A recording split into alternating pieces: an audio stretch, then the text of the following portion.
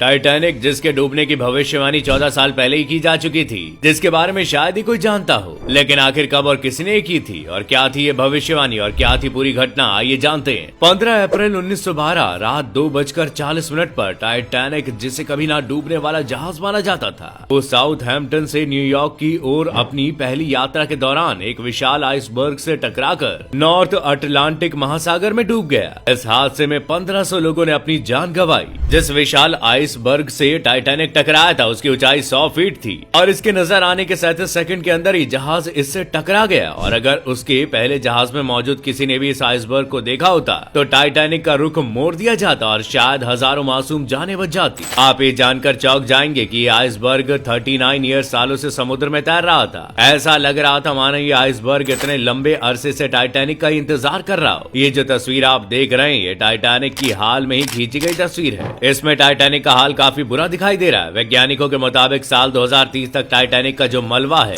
वो समुद्र में मिल जाएगा, यानी 2030 तक इस धरती से टाइटैनिक का वजूद पूरी तरह से खत्म हो जाएगा। इसके अलावा एक अनोखी बात ये थी कि टाइटैनिक का जो मेन शेफ था वो इस दुर्घटना में बच गया था, लेकिन उसके बचने का कारण काफी हैरान करने वाला था। जब ये जहाज डूबा उस वक्त काफी सारे लोग इसके साथ ही डूब गए। पानी का तापमान था -2 डिग्री सेल्सियस, जो कि जमा देने वाला था। इतने ठंडे पानी में गिरे लोग हाइपोथर्मिया के कारण मारे गए, लेकिन उस शेफ ने इतनी दारू पी रखी थी कि उस पे इस ठंडे पानी का कोई असर नहीं हुआ और वो बच गया। अब बात करते हैं असल मुद्दे की। साल 1898 में लेखक मॉर्गन रॉबर्टसन ने रैक ऑफ द टाइटैनिक नाम से किताब पब्लिश की। टाइटैनिक 15 अप्रैल 1912 को डूबा था और इसके डूबने के 14 साल पहले ये किताब लिखी गई थी। ये किताब भी दुनिया के सबसे बड़े जहाज के डूबने पर आधारित थी। इस किताब में टाइटन नाम का एक जहाज डूबा था और उस जहाज के डूबने की कहानी हूबहू टाइटैनिक से मिलती जुलती थी। लेकिन सवाल ये है कि मॉर्गन को 14 साल पहले ये कैसे पता चल चुका था कि ऐसी कोई घटना होने वाली है। क्या मॉर्गन राइटर थे या फिर कोई समय यात्री,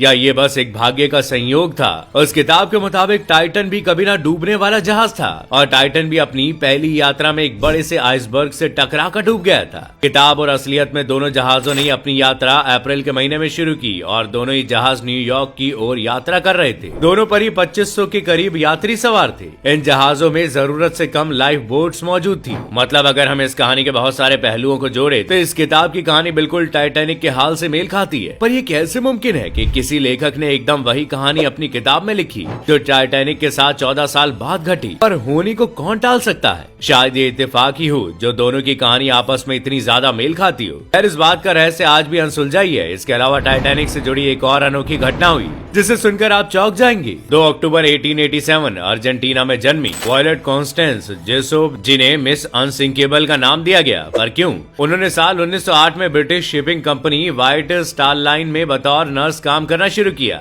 जो उस समय की सबसे बड़ी शिपिंग कंपनी थी। इस कंपनी का पहला जहाज ओलंपिक है, जो उस समय का सबसे बड़ा और आलीशान शिप था। ये जहाज 1911 में दुर्घटनाग्रस्त हो गया। इस हादसे में लगभग सभी लोग मारे गए। उस दिन वॉयलेट भी ओलंपिक पर मौजूद थी, लेकिन उन्हें इस हादसे में कुछ भी नहीं हुआ। इसके बाद अपनी दूसरी यात्रा में जेसोप टाइटैनिक पर नर्स के तौर पर जहाज पर तैनात थी, लेकिन इसे स्टाइल कंपनी का दुर्भाग्य कहें या जेसोप की किस्मत या कोई और सहयोग की एक बार फिर टाइटैनिक जैसा आलीशान और आधुनिक जहाज भी आइसबर्ग से टकराकर अटलांटिक महासागर में डूब गया और इस घटना में लगभग 1500 लोगों ने अपनी जान गंवाई। लेकिन ये एक बार फिर से बच निकली। कहानी यही खत्म नहीं हुई। अपने कार्यकाल की तीसरी यात्रा के दौरान साल 1916 में पहले विश्व युद्ध के समय में वॉयलेट को HMHS जहाज पर तैनात किया गया, लेकिन एक बार फिर इनसे जुड़ा एक अनोखा हादसा हुआ। इस बार ब्रिटेन एक जहाज एक जर्मन लाइनर से टकराकर 1 घंटे के अंदर समुद्र में डूब गया। इतने भयानक हादसे में जहाज में मौजूद सभी लोग मारे गए, लेकिन ये एक बार फिर बच निकली। अब इसके पीछे का क्या रहस्य है कि हर बार अपनी मौत के इतने करीब होने के बावजूद भी बार बार ये बच गई,